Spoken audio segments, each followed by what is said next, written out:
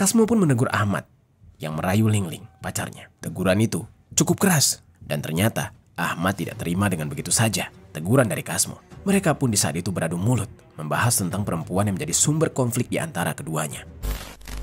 Halo Sobat Pena, apa kabar hari ini? Assalamualaikum warahmatullahi wabarakatuh.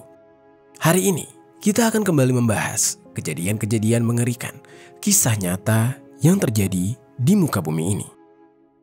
Nasib naas dialami oleh seorang pria di Kabupaten Batang, Jawa Tengah pada tahun 2025. Dia tewas dengan jasad ditemukan dalam sumur dengan kondisi yang mengenaskan. Tubuhnya bahkan sudah membusuk akibat terendam di dalam sumur selama 3 minggu lamanya.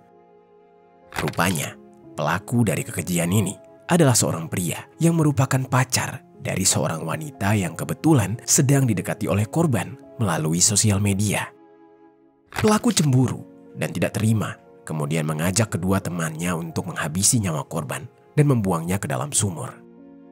Bagaimana kisah selengkapnya dari kasus yang satu ini? Langsung saja kita bahas di Kata Pena.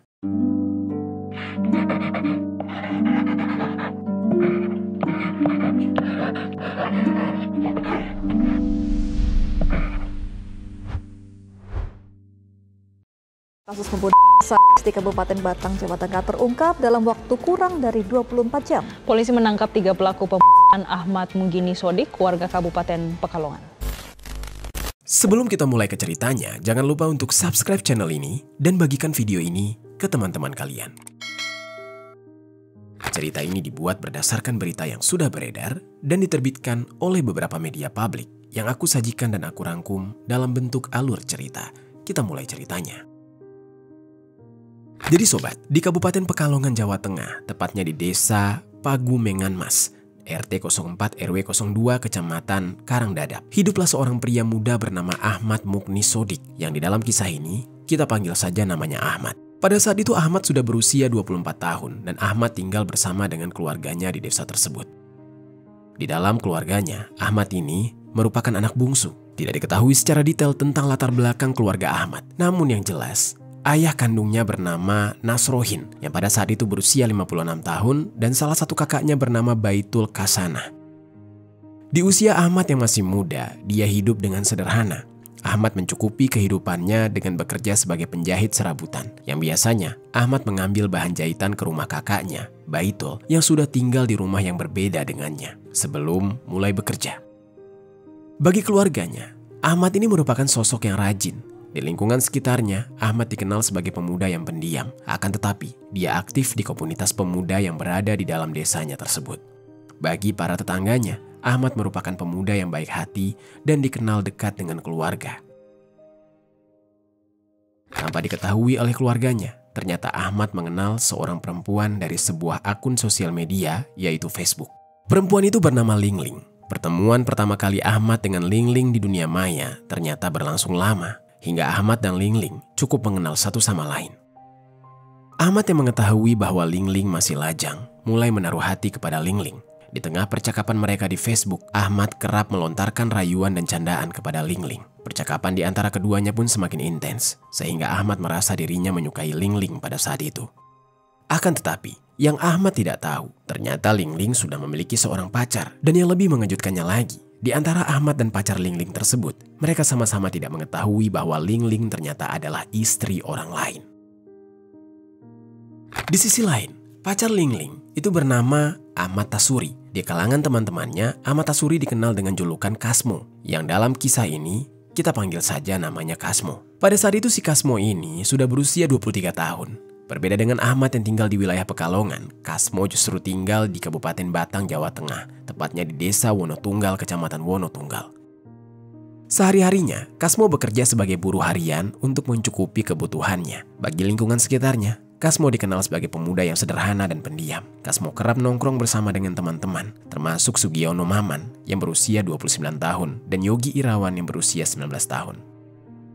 Kedua temannya itu mengetahui hubungan antara Kasmo dengan Lingling. Walaupun hubungan tersebut terlihat cukup harmonis, namun siapa sangka bahwa kedatangan Ahmad menjadi awal dari keretakan hubungan tersebut yang bahkan sampai harus mengambil nyawa. Semua ini bermula pada sekitar awal bulan Juli tahun 2025. Pada saat itu, Ling merasa risih dengan pesan bernada rayuan yang dikirimkan oleh Ahmad. Ling kemudian melaporkan hal tersebut kepada Kasmo. Mengetahui hal itu, Kasmo pun jadi cemburu. Dia marah, tersinggung. Dan untuk membuktikan kesetiaannya, Ling bahkan di saat itu memberikan password akun Facebooknya kepada Kasmo. Dan akhirnya Kasmo pun mengetahui bahwa selama ini pacarnya dirayu oleh pria lain. Kasmo yang sudah diliputi amarah mulai tidak bisa berpikir jernih. Dia berencana ingin menemui Ahmad dan menghabisi nyawanya. Lalu Kasmo pun menyamar sebagai Ling dan berpura-pura masih berkomunikasi seperti biasa dengan Ahmad. Pada saat itu tujuannya supaya dia bisa mengontrol gerak-gerik Ahmad. Ahmad tidak curiga sama sekali. Kasmo yang menyamar itu pun mengatur janji pertemuan dengan Ahmad pada hari Kamis tanggal 17 Juli 2025 sekitar pukul 11 siang di belakang SMP Negeri 1 Wonotunggal yang berada di Dukuh Tegalsari, Desa Wonotunggal. Ahmad pun juga menyetujui pertemuan itu. Ahmad tidak menyangka dia akan bertemu dengan perempuan yang selama ini dia sukai. Padahal itu semua adalah bohong. Ini semua adalah rencana dari Kasmo yang akan sangat mengerikan. Lalu sekitar pukul 11 siang, Ahmad pun pamit kepada kakaknya, Baitul, untuk pergi. Ahmad tidak memberitahu dia ingin pergi kemana. Dia cuma bilang dia ingin jalan. Dan Ahmad pun mulai mengendarai sepeda motornya menuju lokasi yang sudah disebutkan. Sebelum menuju ke lokasi, Kasmo meminjam senjata tajam berupa celurit kepada tetangganya. Kemudian Kasmo bersama kedua temannya itu pun langsung menuju ke lokasi. Di lokasi, mereka menunggu kedatangan Ahmad. Hingga tidak lama kemudian, Ahmad pun datang. Ahmad di saat itu bingung karena bukan Ling yang dia temui, melainkan seorang pria bersama dua orang teman pria lain. Pria itu adalah Kasmo dengan dua temannya. Kasmo pun menegur Ahmad yang merayu Ling, pacarnya. Teguran itu cukup keras dan ternyata Ahmad tidak terima dengan begitu saja teguran dari Kasmo. Mereka pun di saat itu beradu mulut membahas tentang perempuan yang menjadi sumber konflik di antara keduanya.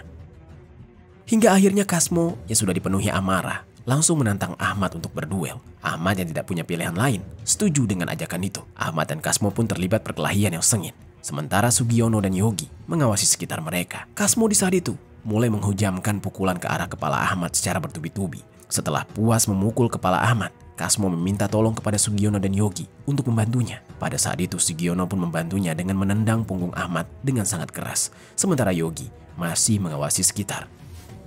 Ahmad pun mulai lemah dengan perkelahian 2 lawan 1 tersebut. Nafasnya mulai terengah-engah. Akan tetapi ternyata Kasmo belum puas menganiaya Ahmad. Setelah menghujamkan pukulan, tendangan, Kasmo pun menjerat leher Ahmad menggunakan kedua tangannya hingga Ahmad terjatuh tersungkur. Tidak sampai di situ saja, Kasmo bahkan membenturkan kepala Ahmad ke dinding secara brutal. Saat itu juga Ahmad mulai kehilangan daya dan akhirnya Ahmad tidak sadarkan diri.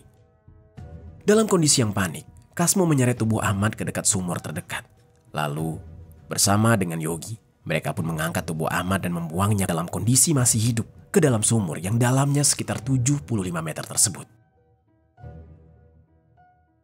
Setelah membuang tubuh Ahmad ke dalam sumur, mereka membawa kabur sepeda motor dan handphone milik Ahmad sambil tertawa-tawa dan melarikan diri. Handphone milik Ahmad mereka jual ke konter yang berada di wilayah tersebut, sedangkan sepeda motor Ahmad dijual ke pihak lain.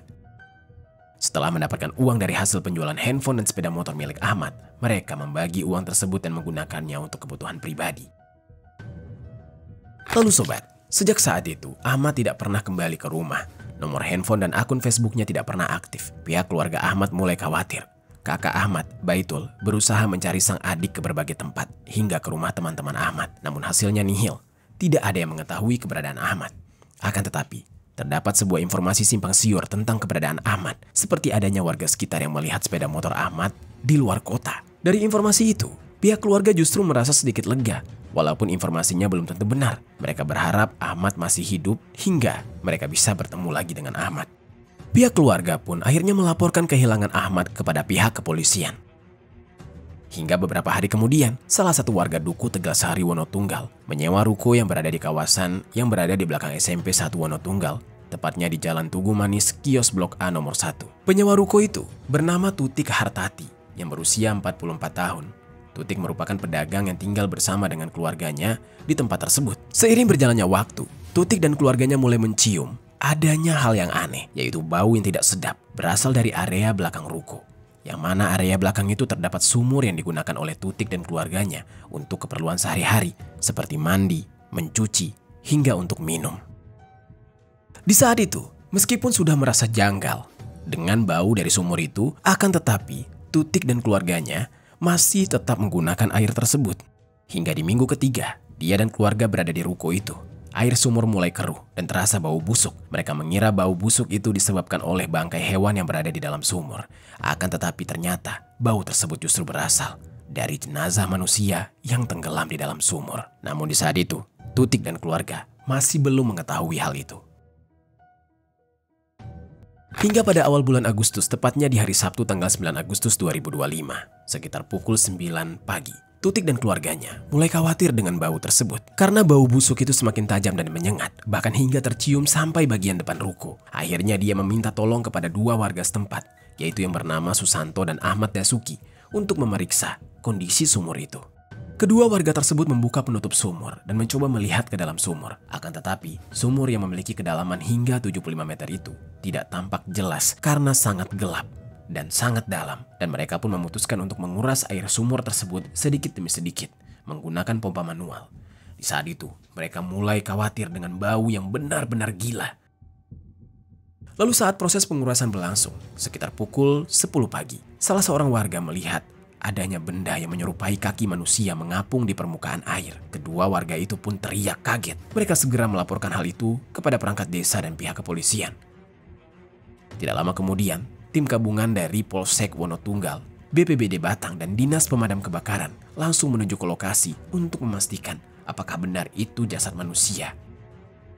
Proses evakuasi pun dilakukan oleh petugas dengan turun ke dalam sumur dengan kondisi licin dan diameter yang sempit. Petugas menggunakan alat pelindung khusus dan tali harness selama melakukan proses evakuasi. Hingga lebih dari 2 jam lamanya, tepatnya sekitar pukul 1 siang, jasad yang berada di dalam sumur akhirnya berhasil diangkat ke permukaan. Kondisi jasad sangat mengenaskan. Tubuhnya membusuk dan wajahnya sulit dikenali. Akan tetapi tubuhnya masih mengenakan pakaian lengkap, termasuk kaos komunitas pemuda dan sarung, serta sendal jepit. Tangan dan kakinya dalam kondisi yang sudah kaku, menunjukkan bahwa korban sudah lama berada di dasar sumur. Berdasarkan pemeriksaan awal, petugas tidak menemukan ikatan pada tubuh korban, yang mana hal tersebut menandakan bahwa korban kemungkinan dibuang hidup-hidup atau dalam keadaan yang tidak sadarkan diri atau pingsan. Setelah jasad berhasil diangkat, pihak kepolisian segera membawa jasad tersebut ke Rumah Sakit Umum Daerah Batang untuk kemudian diotopsi dan diidentifikasi. Lalu, Tutik, sang pemilik ruko, merasa sangat syok dan tidak percaya karena selama ini dia dan keluarganya mengkonsumsi air yang bersumber dari sumur yang berisikan mayat seorang manusia. Akan tetapi Tutik dan keluarga justru turut berduka dengan apa yang dialami oleh korban. Dia berharap semoga pihak keluarga dari korban diberikan ketabahan. Kemudian warga sekitar pun ikut geger dengan penemuan itu.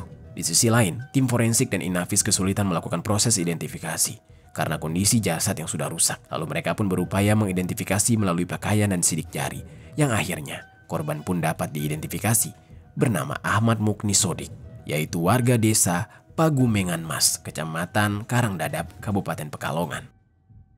Berdasarkan hasil dari identifikasi tersebut, pihak kepolisian langsung menghubungi pihak keluarga Ahmad untuk datang ke rumah sakit. Pihak keluarga yang datang ke rumah sakit pun langsung mengenali bahwa jasad tersebut adalah anak mereka. Pihak keluarga dapat mengenali jasad itu sebagai Ahmad dari kaos komunitas pemuda yang dia gunakan, yang mana kaos tersebut dipesan khusus untuk pemuda yang berada di wilayah desa tempat tinggal Ahmad, serta sendal yang sama seperti saat terakhir kali terlihat digunakan oleh Ahmad. Pihak keluarga di saat itu menangis histeris. Mereka tidak percaya bahwa selama hampir 3 minggu, pencarian mereka berakhir tanpa hasil dan Ahmad ditemukan dalam kondisi tidak bernyawa. Pihak keluarga mengira bahwa Ahmad dibegal oleh orang lain karena barang berharganya tidak ada. Akhirnya, jasad Ahmad pun dipulangkan ke rumah duka dan dimakamkan dengan layak di tempat pemakaman umum desa Pagumengan Mas pada hari Minggu tanggal 10 Agustus 2025. Suasana pemakaman berlangsung penuh tangis dan haru, hingga banyak warga sekitar yang turut mengantar Ahmad ke peristirahatan terakhirnya. Mereka tidak menyangka bahwa Ahmad, yang dikenal sebagai sosok yang baik, pendiam, tidak pernah berbuat masalah, harus pergi dengan cara yang mengerikan. Sementara itu, sebelumnya, setelah penemuan jasad, pihak kepolisian melakukan olah TKP secara menyeluruh di sekitar ruko dan sumur. Pihak kepolisian pun menemukan bekas seretan tanah dan jejak kaki di sekitar sumur. Hingga pihak kepolisian menyimpulkan bahwa Ahmad mungkin tidak jatuh sendiri, melainkan dibuang dengan sengaja. Pihak kepolisian kemudian melakukan penyelidikan secara intensif. Mereka menelusuri sepeda motor dan handphone milik Ahmad yang hilang. Melalui pelacakan tersebut ternyata diketahui bahwa handphone milik Ahmad sudah dijual di sebuah konter dan sepeda motornya sudah digadaikan di wilayah Batang. Akhirnya, polisi bisa menemukan nama-nama yang terlibat sebagai pelaku, yaitu Ahmad Tasuri alias Kasmo, Sugiono Maman, dan juga Yogi Irawan, yang mana mereka ini merupakan warga desa Wonotunggal. Hingga pada akhirnya, sekitar 10 jam setelah jasad Ahmad ditemukan, pihak kepolisian bergerak menuju tempat tinggal pelaku. Dan di saat itu, Sugino dan Yogi ditangkap di rumah masing-masing. Pada saat yang sama, Kasmo sudah melarikan diri dan tidak berada di rumah. Akan tetapi, pihak kepolisian menemukan adanya celurit yang dipinjam oleh Kasmo dari tetangganya sebelum Ahmad dinyatakan hilang. Pihak kepolisian pun kemudian menelusuri jejak pelarian Kasmo, yang mana ternyata Kasmo berusaha melarikan diri ke Bandung. Pihak kepolisian pun mengikuti Kasmo berkat informasi dari pihak terminal. Dan hingga akhirnya pada hari Minggu tanggal 10 Agustus 2025 di pagi hari, pihak kepolisian menangkap Kasmo di dalam bus antar provinsi rute Batang menuju ke Bandung. Ketiga pelaku berhasil diamankan dan mereka pun diperiksa. Dari pemeriksaan, ketiga pelaku mengaku bahwa Kasmo merupakan otak dari aksi mereka ini. Kasmo mengaku dia kesal dengan Ahmad sang korban yang memberikan pesan rayuan atau menggoda pacarnya. Dia pun menyamar menjadi pacarnya dan mengajak Ahmad untuk bertemu. Pengakuan dari ketiga pelaku pun sesuai dengan hasil otopsi, yaitu Ahmad mengalami luka benturan keras di kepala dan dada, dan adanya tanda-tanda kekerasan di leher yang menunjukkan bahwa leher Ahmad sempat dijerat. Ditemukan juga air di saluran pernapasan yang menandakan bahwa Ahmad di saat itu masih hidup saat dibuang, dan dia masih sempat bernafas. Pihak kepolisian juga segera memeriksa Lingling, wanita yang diperebutkan. Lingling pun diinterogasi dan mengaku bahwa dia mengetahui Kasmo menggunakan akunnya, akan tetapi dia tidak pernah tahu tentang rencana Kasmo terhadap Ahmad. Dia juga tidak berada di lokasi. Ditemukan fakta yang mengejutkan juga bahwa ternyata Lingling menjalani hubungan dengan Kasmo secara diam-diam sebagai kekasih gelap, karena ternyata Lingling masih berstatus sebagai istri orang lain. Kagetlah Kasmo di saat itu. Sia-sianya dia menghabisi nyawa orang hanya untuk seorang perempuan yang berstatus sebagai istri orang lain. Pihak kepolisian masih membuka kemungkinan status saksi aktif jika ditemukan bukti tambahan. Dan berdasarkan pengakuan dari ketiga pelaku, keterangan saksi, bukti-bukti yang ada, Kasmo, Sugiono, dan Yogi pun ditetapkan sebagai tersangka. Pihak kepolisian menyimpulkan bahwa Kasmo merupakan dalang dari aksi kejam ini yang didasarkan karena cemburu dengan Ahmad yang menggoda pacarnya. Para tersangka pun dijerat dengan pasal berlapis, yaitu pasal 338 KUHP tentang penghilangan nyawa, pasal 365 ayat 3 KUHP tentang pencurian dengan kekerasan yang menyebabkan kematian, dan pasal 170 ayat 2 huruf 3E KUHP tentang kekerasan bersama-sama yang menyebabkan kematian dengan hukuman maksimal 15 tahun penjara. Pihak keluarga Ahmad yang mengetahui pelaku dari hilangnya nyawa Ahmad merasa lega sekaligus marah. Mereka merasa perbuatan pelaku sangatlah kejam dan tidak berperi kemanusiaan.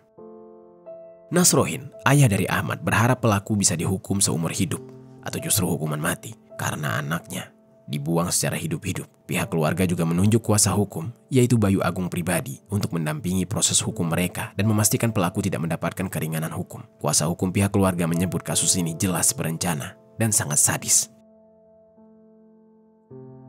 Itu dia sobat, kisah dari Ahmad, seorang laki-laki yang dihabisi nyawanya karena menggoda seorang perempuan melalui Facebook. Apa pelajaran yang bisa kita ambil dari kisah ini?